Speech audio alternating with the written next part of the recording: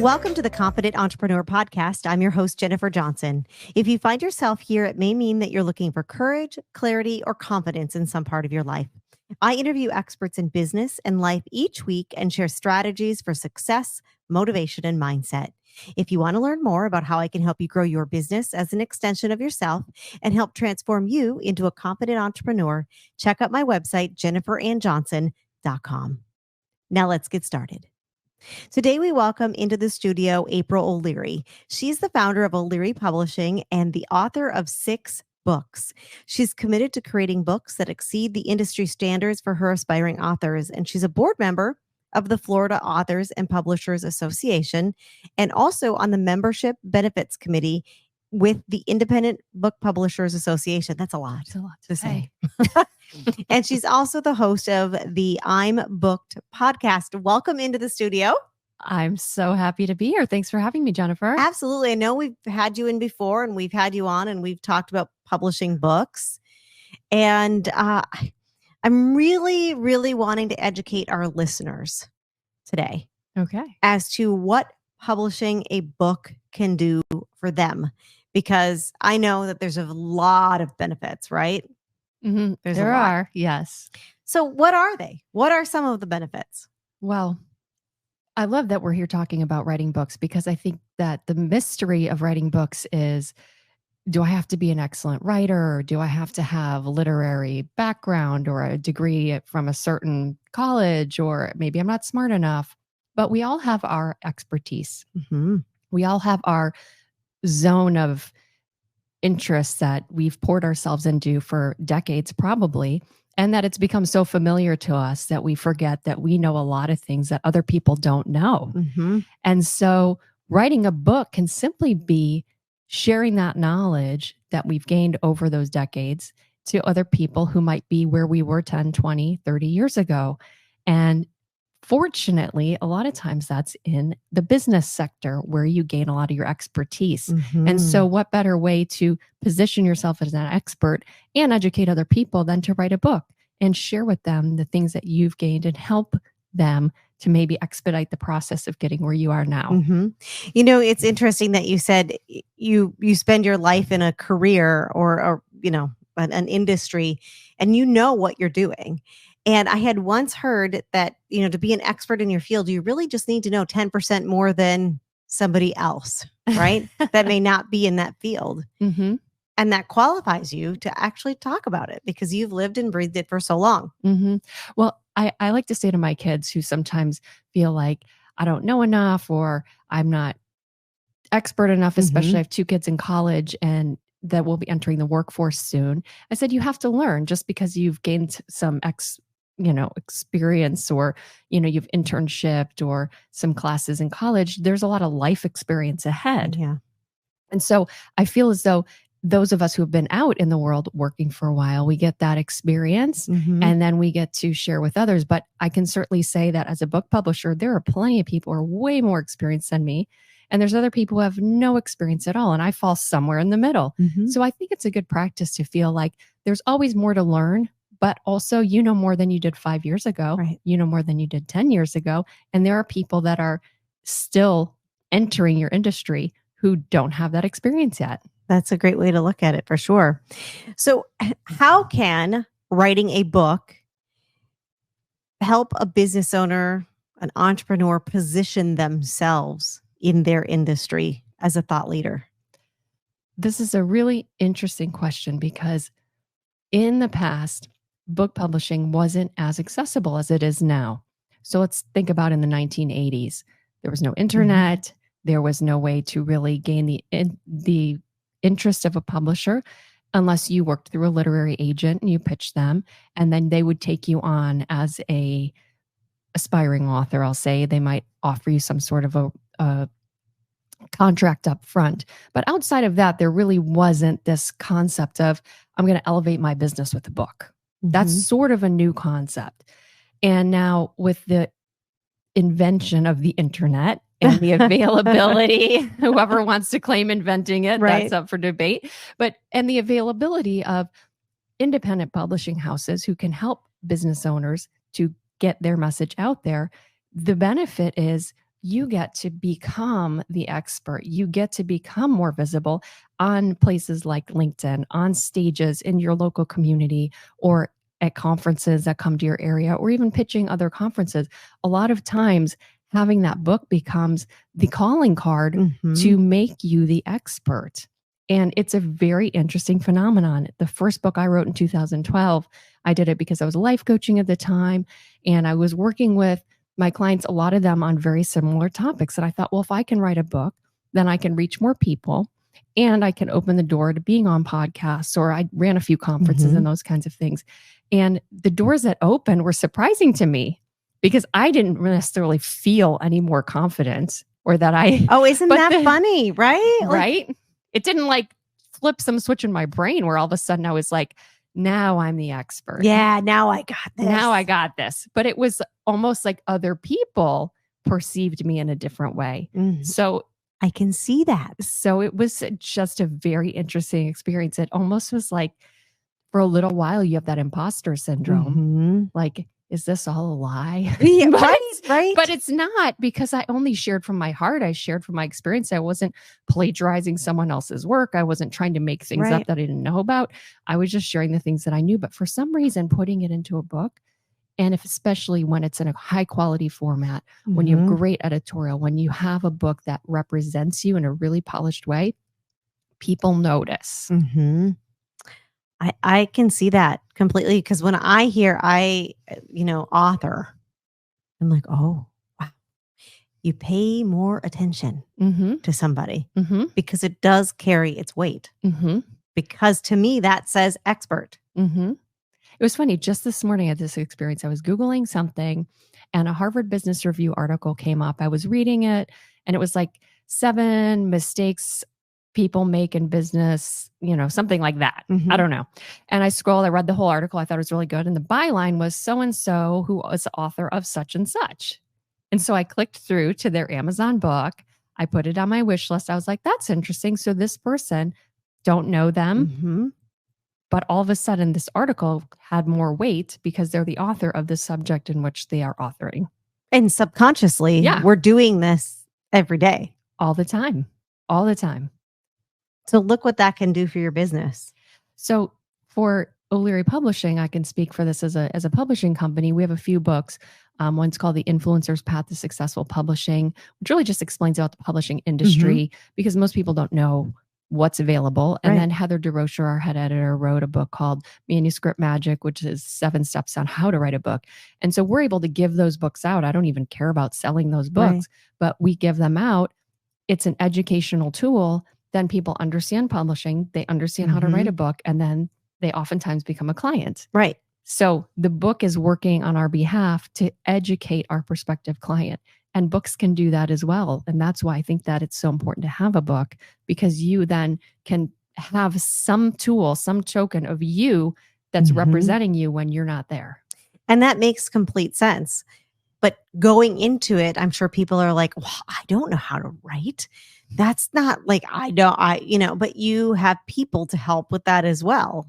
Correct. So I always like to think that you're not the first person to write a book. It's like when I was pregnant with my first daughter and you look at your stomach and you're like, how is this thing coming out? There is no possible way. And you're like, but for millions of years, this is the process. This is how the human population proliferates itself. So I am not unique or special. This is happening and there's no way it's not happening, basically. And so I like to think with a book, it's this very same thing. It seems like this big insurmountable task, but you're not going off into, a cave by yourself and saying, come out with a book. You're enlisting the help of people who have already, like a doula. Maybe I should call this book doulas or something. Gosh, you're like ushering the birth of the book, and that's what it is. It's like you enlist the help of people that you trust to help you with the parts that are hard for you. Is your closet overflowing? Or maybe your kids' closets are as well. Or maybe you just want to redecorate your house. If you're wondering what to do with all that stuff that you've accumulated, bring it all to True Fashionistas or even ship it to them for free. They'll sell your unwanted items for you and take away all the hassle by doing all the work, and all you have to do is sit back and collect your money. You can reach out to them online at truefashionistas.com. Come into the store or check them out on Facebook or Instagram, and that's truefashionistas.com. All right, welcome back, friends. We are in the studio today with April O'Leary of O'Leary Publishing, and we are talking about publishing a book to grow your brand, right? And I find it interesting because we were just talking about how it makes people think that you're the expert. It puts you in that light. And I mean, I'm assuming people come back to you after they've written the book and went, oh my gosh, this has really helped my sales, or it's really helped my positioning, right? Is that they've come back and said that, I'm sure. Yeah, we have a lot of people. I'll give you a few examples, which is so interesting. I like to ask our authors before their book is published to write on a blank piece of paper all of the things you hope might happen over the next 12 months based on publishing your book. Is that usually how long it takes? About a year? Well, after the book is out. Oh, after the book is out, because we always have ideas like visions, like I want to be a public speaker, I want to be on more podcasts, or I want to. So just brainstorm every good thing you think could possibly happen from publishing your book. After.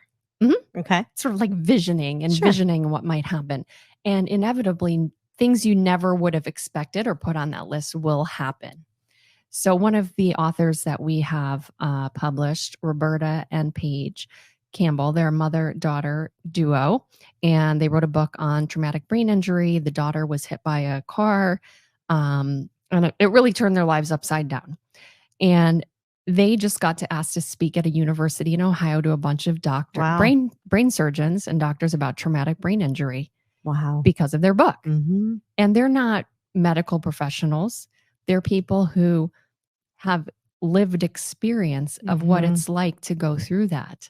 And so that was a really big honor for them. That's huge. To be able to do that. Yes. One of our very first authors, Lauren Culp, wrote a book that launched him into a political campaign. So that was never part of his plan. He was very passionate about his topic. He got out every weekend, and I say, just like any business, when you publish a book, you have created a little business for yourself, and the first product is your book. And so if you don't market your book, if you don't get out there and show your book off, it's not going to sell, and it's not going to work for you. And so he was out there every weekend promoting his book. He also worked full-time as a police officer. So it wasn't like he gave up his job and worked to do that. And then doors just started opening because people resonated with his message. And he went from, driving his truck around to regional events to flying on a private plane by someone who sponsored him across his state to run for governor of his state. Wow. Within 12 months. That's crazy. I love that story. It's an amazing story. So that's like, I'll say disclaimer, that's not typical. Not typical results. I feel like I need to have one of those really fast talking voices. But the truth is that when you're passionate about your message and when you're passionate about helping people, then doors will open for you. And I think that's the most encouraging thing, is that it's not like, okay, I'm going to look at this limited view of how many book sales can I get in 12 months? That's part of it. But it's, do you want to gain income from speakers platform? Do you want to gain income from podcasting or from gaining new exposure to new clients who could be, if you gain 3 new clients, let's say, and you were a realtor and you're getting a royalty, I'm speaking in book terms. Right. You call that a commission? So a royalty is something that you get if you sell books. Right. And you get a certain dollar amount back. Correct. That's like your sales commission. Yeah, it is. Right. Your sales commission on your books. But if you're a realtor and you sell a house and your commission is $30,000, let's say, and you wrote a book about, how to stage your house for sale. And all of a sudden now you're meeting potential new clients. So you're distinguishing yourself, because how many realtors have books? Right. But how many realtors do you know? Right. Exactly. A lot. So I can't wait to publish my first realtor. So if someone in Naples is a realtor listening, you could differentiate yourself. It's or anywhere. Anywhere. Differentiating yourself is really, I think, what a book does. It becomes, oh, you're the expert. Oh, you're the one who I can trust. Because not many people will have the courage to put that out there. Right. I love that. And there's something else that I want to talk about, because you had mentioned it. You have to market your book to get your book to actually work for you. Mhm. Do you feel like that's a step that a lot of people kind of forget about when they're doing a book? Oh, yeah, that's right. I have to do that. I think it can be a difficult part if you tend to be a more creative entrepreneur Mm-hmm. or if you have never been an entrepreneur.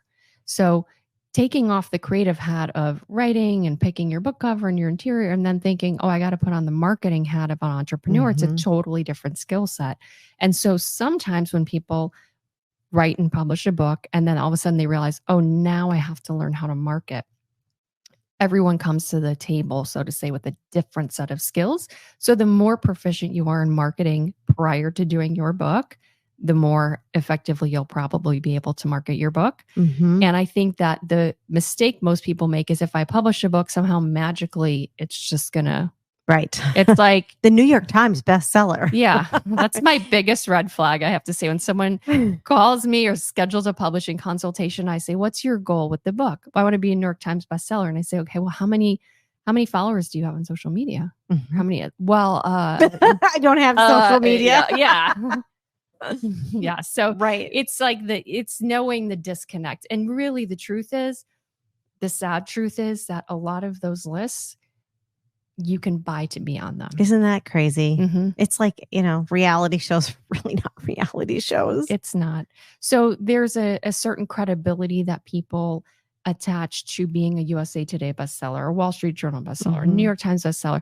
And I just spoke with a company recently because we focus on getting our authors from idea to published book. Mm-hmm. But we don't really provide a lot of marketing help after the launch because we feel like there are other people who do a much better job. So we try to have partnerships Sure. and steer people. And all of our authors have different goals.